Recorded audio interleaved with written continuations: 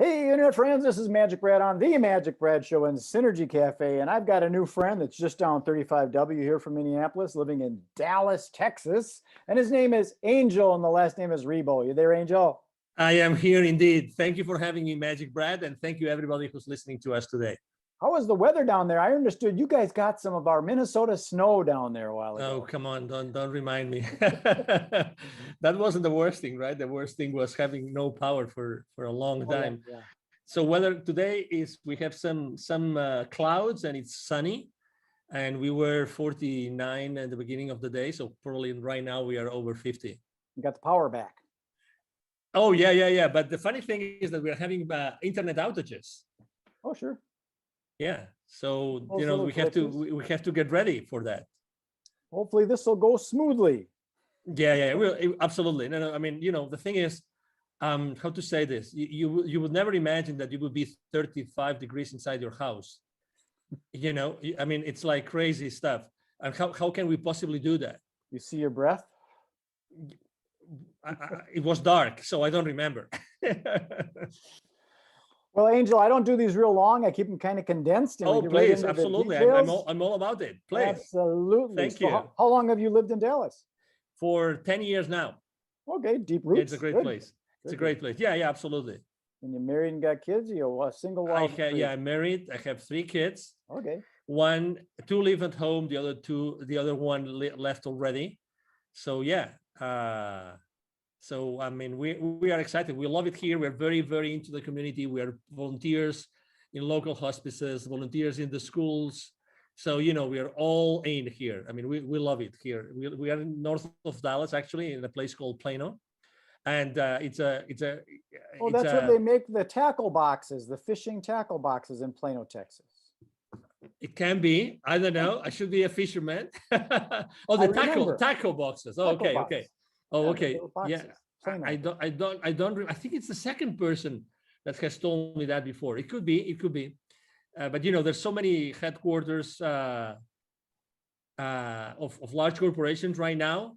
So many things happening in the area that probably like the ones that have lived here, probably they are more like acquainted with former companies, like companies that have been Sure. Well, here forever. I'm 63, almost 64 years old. So I'm talking way back when I was a teenager going fishing. I remember I had a plastic Plano tackle box and wow. Okay. Plano. So who would have thunk it? So tell us a little bit about. I mean, let me tell you something. We've been here for 10 years, and there's places that when we came here, there was nothing built. Mm-hmm. And as you know, Texas is the second largest state in the union. Yeah. So there's so much space to fill, that we are in. I mean, it's amazing the amount of companies and headquarters that are relocating every single year. It's also fascinating how fast they can build buildings these days. Yeah, true. Yeah, it's not like brick by brick anymore. They take them big slabs and put them up, and poof, they got a warehouse. I agree. I agree. I don't know what's going to happen with the space, with the office space right now, with all the virus and everything. But anyway, people will figure it out. I mean, we're business people, so everybody figures out what to do with the surroundings. But it's a great area. It's an international area. There's people from many different places in the world here. Very important, high-tech industry. So again, multicultural. This is really a melting pot of cultures here in Plano, Texas. Do you consider yourself an entrepreneur? I do. In the business world? Totally. Yeah. You got that entrepreneurial spirit, and we will innovate and adjust. My background is in the event industry, events, travel, and tourism. Guess what? COVID doesn't like that. That said no. So yeah. I had to innovate, and that's why I'm doing a lot more online things like this, just staying out there, making it happen. So tell us a little bit about your business and what you do. Thank you.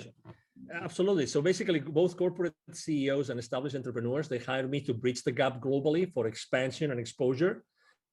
Basically, I help them grow or accelerate the growth of their businesses through strategies related to going global, basically. Mm-hmm. And basically, it's two very defined parts. One is, exposure. It's all about how do you get the right exposure in the right market at with the right target, right?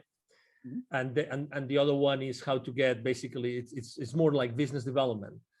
how to find the right clients or partners or partnerships or distributors or resellers. It depends on what service or product you're providing. So you work with a lot of different type of people, I'm sure. And Yes. do you run into like the old school guys that want to do like radio and TV because that's what works, and they won't innovate into a different way? Well, I haven't had that conversation, but I definitely deal with old school guys.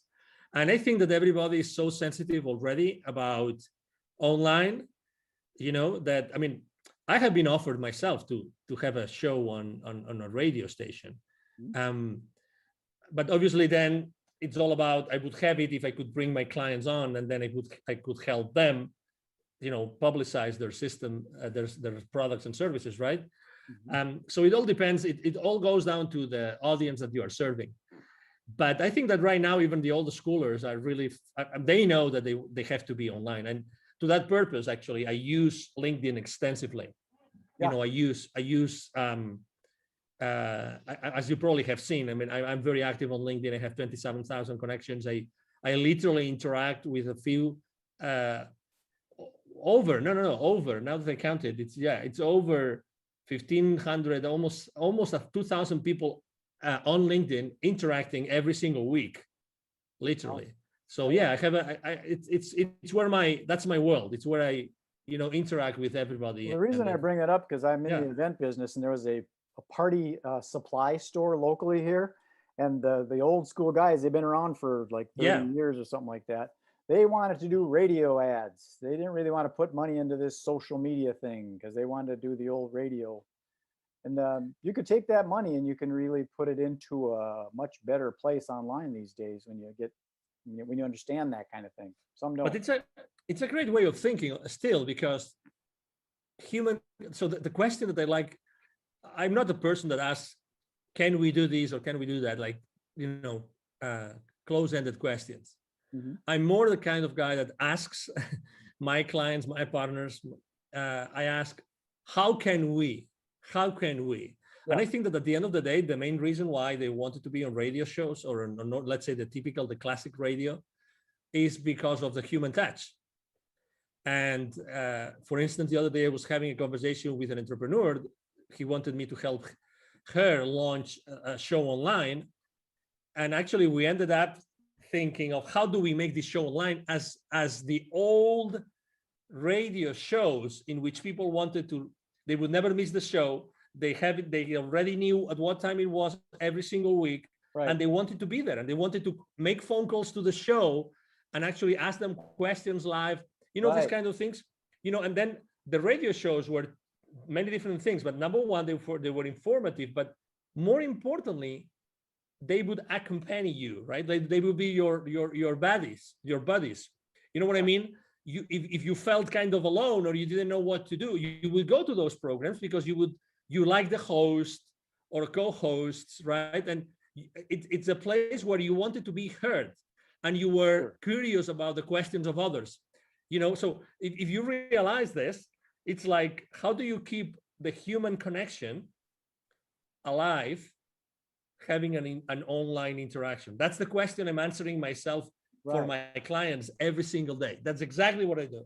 Yeah, it's the human engagement, and like you said, the Q&A kind of thing where you're actually talking and solving problems, and so it might be more applicable. So it's always good to ask those open-ended questions, the who, what, where, when, how, why, to get information in rather than saying this is the way it should be.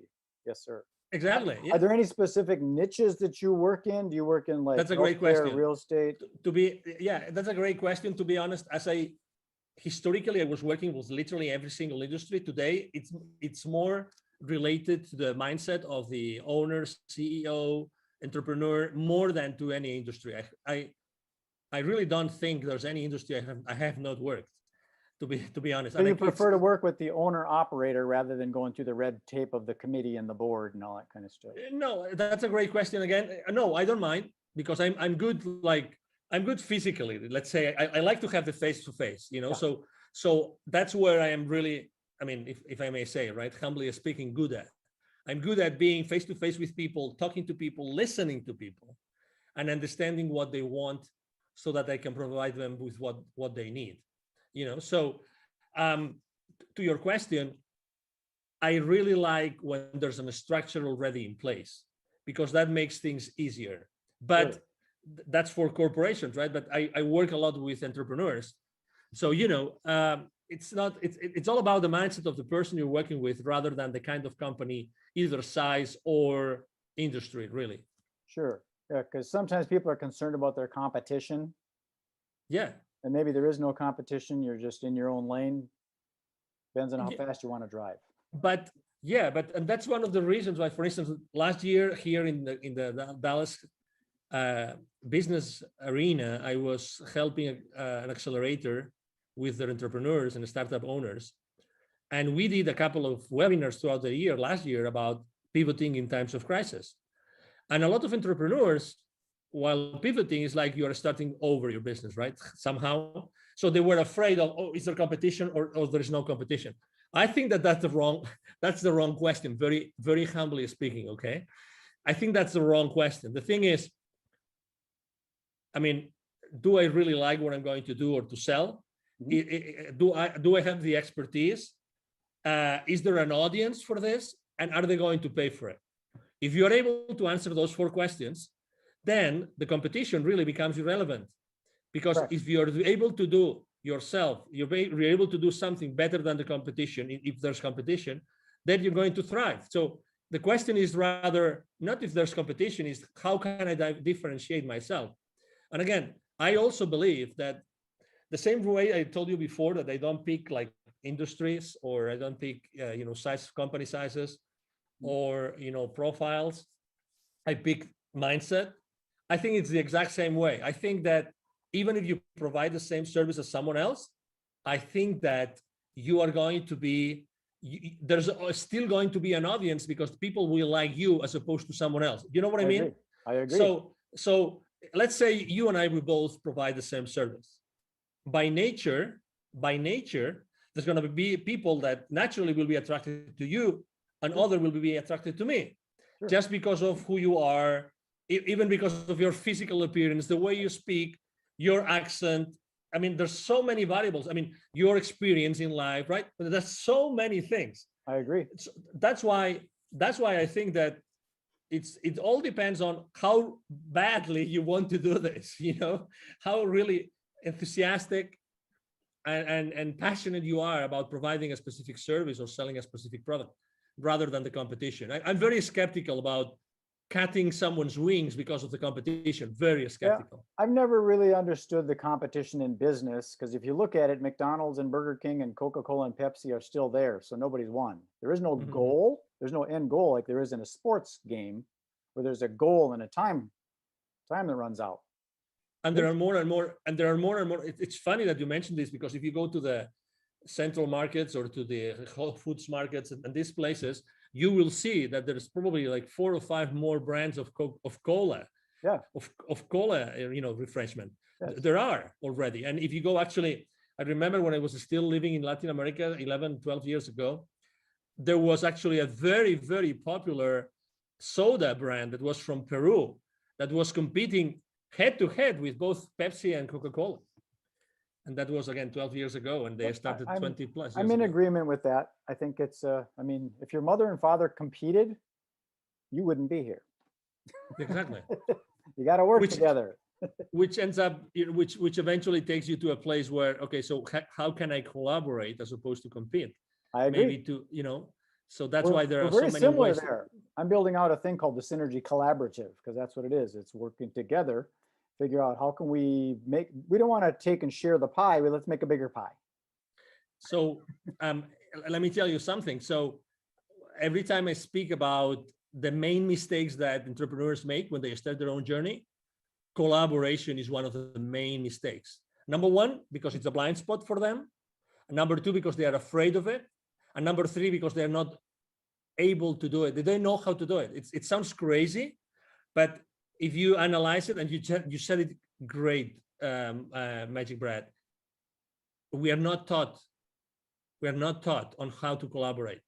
How many subjects did you have? How many periods did you have in your elementary or middle or high schools about collaborating? What's the right way for collaborating? Well, of our collaboration. brains are functioning with the left and the right. So we already got that good and evil in the black and white and the separation. You got to realize that there is a gray. Yeah, but also again, how do you collaborate? How much do you give, and how much do you expect in return? Mm-hmm. So it's funny, but I really believe that we are very bad in collaboration, very bad. I agree. It's an under. You kind of wonder, okay, I put in 100 hours. You only put in 70 hours, and how come we're splitting 50-50? Yes. So I understand our mind thinks logically like that. Yes. I had another question about who do you serve? Are you in a specific geographic area? Do you prefer the United States, North America, or is it global? Doesn't matter to you? Yeah. So I've had in the last 5 years of my business, I've had clients in Europe, in Latin America, in Asia, in Australia, in Canada. So I have customers all over the place. So when it comes down to helping companies go global, there's really, I take clients from almost everywhere in the world. Right now, actually, I'm working on two projects, and one of them is in Asia, like large expansion projects. And there's really no geographical origin. Obviously, I have a very important footprint here in the Dallas area because I'm here. So there's a lot of executives that know me and know who I am, right? Because they see me around. But my clients really come from anywhere in the world because of the online world. Because some of the things that I'm working on, it's hard for me to work with someone over in Singapore or Bali, Indonesia, because the calendar is so flip-flopped. We're going to meet on Monday, but guess what? It's Tuesday there. Yeah. So I try and stay in the central time zone as much as I can, but to each his own, Yeah. I just had a conference call video conference call at 9:30 a.m. here in Central, and it was really late at night for them. But we try to compensate. We try to do like late for me, late for them, late for me, late for them. So we try. I like the way you operate because it's kind of doesn't matter because over on the other side of the planet, you got early morning people and they got late night people. It depends on the vibe and stuff. So it sounds like you're very open to whoever wants to work with you. I am. Done. Yeah. That's true. So yeah, I mean, typically, I have to say I work a lot of hours. A good day for me is a day in which I have a 2 or 3 hour break in the middle. Okay. So I see my day in 2 big chunks, really, because of that. So so I have a big chunk in the morning, starting really early, and then I have a big chunk. Let's say after 5, I have another big chunk of Asia is waking up and Europe is going to sleep. So what would be some of the key words that you would use for when people are looking for you if they're searching you out? Yeah, international expansion, international exposure. I am an influencer, so actually I'm a very strong business to business influencer or business to consumer, because the profile of the 27,000 connections I have on LinkedIn, I told you before, I engage with more than 1,500 every single week. So because of the nature of what I do on LinkedIn, I'm an influencer there. So I am a LinkedIn strategist, a LinkedIn influencer. Okay. Let's say a global expansion.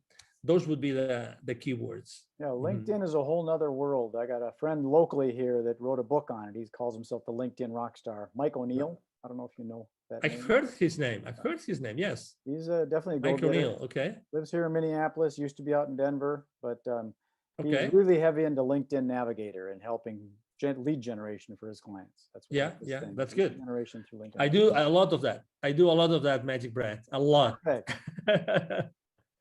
It's a big world out there, Angel. It's a big world. Yeah, it's a big world, but it's becoming smaller and smaller. Well, I think it's important to, sometimes niche down. Myself, I'm working on what I call narrowcasting rather than broadcasting.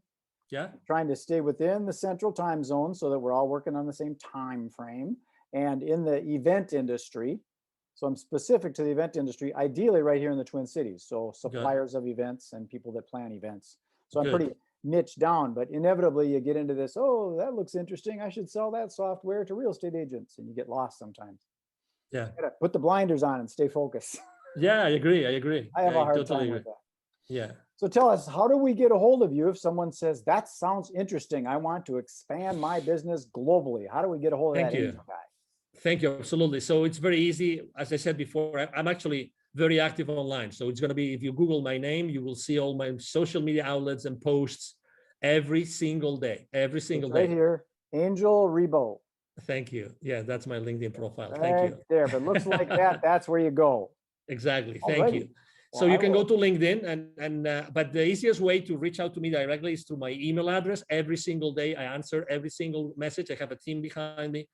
Otherwise it wouldn't be possible. My email address is very simple. It's Angel, like my name, Angel from Heaven, right? ANGEL, and then at angelribo.com altogether. Angel Ribo, my last name is spelled like RIB as in boy O.com. Again, Angel at angelribo.com. That is easy. 4 letters, Ribo. Yeah, very easy. Very easy. Well, Angel, I'm going to sign this off and then beam it up to the you. universe and propagate it out to that Thank global you. international world. And we'll see if we can hook some fish. Magic Brad, it's been a pleasure to be here. Thank you for the opportunity to be, in front of your audience and to be able to have this conversation. I really liked it and enjoyed it. As you said, it's very natural. I think that it's people are really want to see or listen to authentic conversations with no hidden agendas nor anything, just being yourself and myself and being ourselves here, trying to inspire. And everybody listening to us, obviously, thank you very much for being with us today. I agree. I think a lot of the business gets closed on the golf course or, at the watering hole as opposed to in the seminar room. I agree. Okay, Angel, thank you very much. Be well. Thank you. You have a good day.